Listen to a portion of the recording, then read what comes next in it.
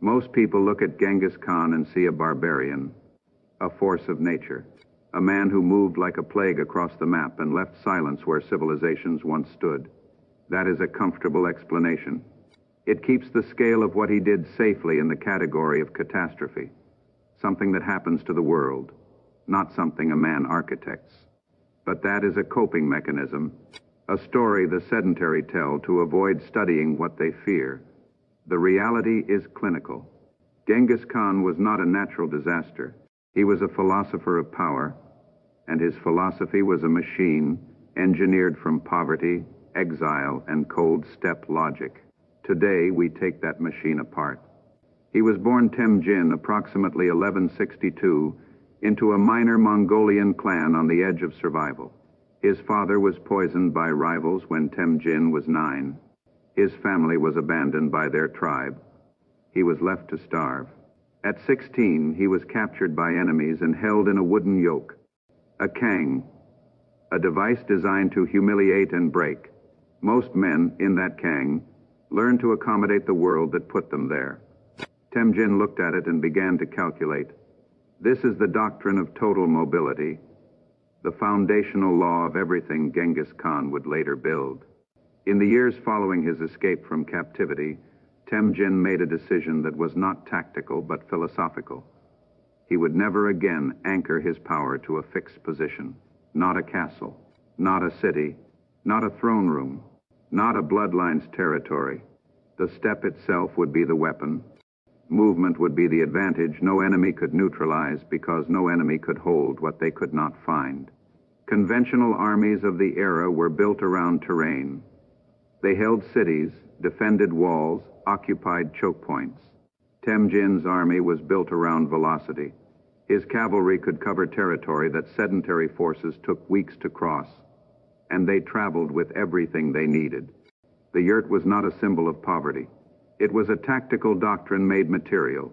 The biological principle underneath this is homeostasis, the tendency of any organism, any institution, any army, to seek equilibrium, to build comfort structures around its position and defend them. Homeostasis is the evolutionary logic of the survivor. It is also the mechanism of eventual defeat. Every fixed power becomes a target the moment it stops moving. The Mongols never stopped moving. The concrete mechanism for you is this. Identify the single fixed position in your life, the assumption, the institution, the location, the identity that you are currently defending rather than leveraging. Defense without movement is eventual attrition. The machine does not defend. It maneuvers. The average man builds walls. The conqueror builds speed. But velocity without loyalty is a swarm, not an army. And what Temujin built was far more precise than a swarm. In 1206, when he unified the Mongolian tribes under a single banner, Temujin did something that had no precedent in steppe culture. He dismantled the aristocratic tribal hierarchy entirely. Under the old system, rank was inherited. A man commanded because his father commanded. Loyalty was a matter of blood. Temujin replaced that entire structure with a single law. Function determines rank. A man commands because he performs. A soldier from the lowest clan could rise to general through demonstrated capability. A nobleman who failed in battle lost his position. This was not generosity. This was engineering. This is the meritocracy of war, the second law in the Genghis Khan system. Psychologically, what Temujin understood was the locus of control. When a man's advancement depends on his bloodline, his locus of control is external. He performs for approval, for inheritance, for survival within the system. When a man's advancement depends entirely on his capability and loyalty, his locus of control becomes internal. He performs because performance is the only currency that matters. This shift, multiplied across an army of hundreds of thousands, produces a force of extraordinary internal motivation. Every soldier knows that what he does today determines what he is tomorrow. The concrete mechanism is this. Audit every system in your own life, your organization, your team, your relationships, and identify where seniority is rewarded over performance. That is where rot enters. Eliminate the seniority. Reward the result. The average man inherits his position and defends it. The emperor earns his position daily and never stops. But even an army of motivated men can be defeated by a larger force, unless the battlefield itself is a lie. In 1219, Genghis Khan's forces faced the Khwarezmian Empire, a civilization that, on paper, vastly outnumbered the Mongol army. What followed was not a battle won through superior numbers. It was a battle won before a single arrow was released. Mongol reconnaissance had spent months infiltrating Khwarezmian territory, mapping routes, studying command structures, seeding misinformation. When the Mongol forces finally appeared, they appeared simultaneously from multiple directions, including directions the Khwarezmians believed were impassable. The Shah's command structure, already fractured by deliberate psychological pressure, collapsed into paralysis. The empire fell not to overwhelming force, but to overwhelming confusion. This is the controlled chaos principle, the third law. Genghis Khan weaponized perceived disorder as a psychological instrument. The chaos was not real. It was engineered. The enemy saw unpredictability. Temujin's generals were operating from a precise plan.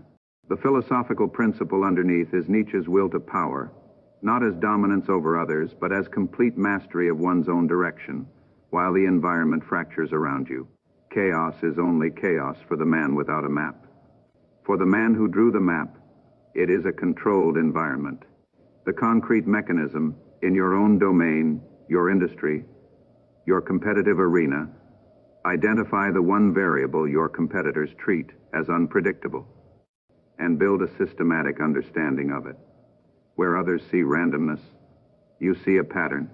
Where they freeze, you move. The average man is disrupted by chaos. The strategist designs it. But designed chaos requires something most armies never invest in: knowledge. Before Temujin's forces ever entered a territory, they knew it. They used merchants, travelers, diplomats, and defectors as intelligence assets. They studied languages, customs, power structures, and fault lines within enemy courts. The documented record is clear. The Mongol Empire under Genghis Khan operated an information architecture structurally superior to anything its enemies possessed. The legend claims its reach across distances rivaled the most sophisticated intelligence networks of later centuries, though the documented operations alone are formidable enough. This is the silence before the storm. The fourth law: a commander operating under information asymmetry makes worse decisions at an accelerating rate. Even a marginal informational advantage compounds into strategic dominance. Temujin understood this without the vocabulary of modern science. Every hour spent building knowledge was leverage multiplied across every engagement that followed. He was never surprised. His enemies were almost always surprised. The concrete mechanism is unambiguous. In every negotiation, every competitive situation, every significant decision you face this week, spend twice as long gathering information as you spend planning your response. Information is not preparation for action. Information is the action. The average man prepares his argument. The emperor prepares his understanding. And yet every machine raises one final question: why does it not stop? After the conquest of Central Asia, Genghis Khan could have stopped. By any rational calculation of security, he held more territory and more buffer against any conceivable threat than any ruler in history. He did not stop. He turned toward China. He turned toward Persia. He turned toward Eastern Europe. He died on campaign in his 60s, still moving. This was not greed in the conventional sense. It was something older and colder. This is the horizon mindset, the fifth and final law. The compulsive expansion of the Mongol Empire was a philosophical position, not a psychological failure. Temujin had built, through decades of steppe survival, an instinct that game theory would later formalize in the concept of repeated games. Power that does not expand becomes a fixed target, and a fixed target is a defeated target given sufficient time. The horizon was not a destination. It was a method. Movement is not the means to security. Movement is the security. The goal was never to arrive. The goal was to remain the thing that nothing else could catch or contain.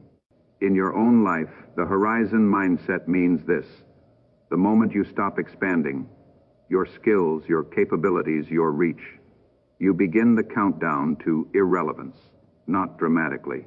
Clinically, the average man reaches a level and defends it. The conqueror reaches a level and uses it as a launching position. Now you have the machine. Drop every story you carry about power being inherited or given. Define your position in every room by what you produce, not by what you were handed. Adopt total information supremacy in every arena you compete in. Build the ability to move financially, strategically, intellectually, faster than your environment can constrain you. Start engineering confusion for your competition while you operate from a precise internal map. Refuse to negotiate with your own stagnation. It is not a resting point. It is a slow defeat. History does not remember the men who arrived. It remembers the men who never stopped moving. Remain the storm.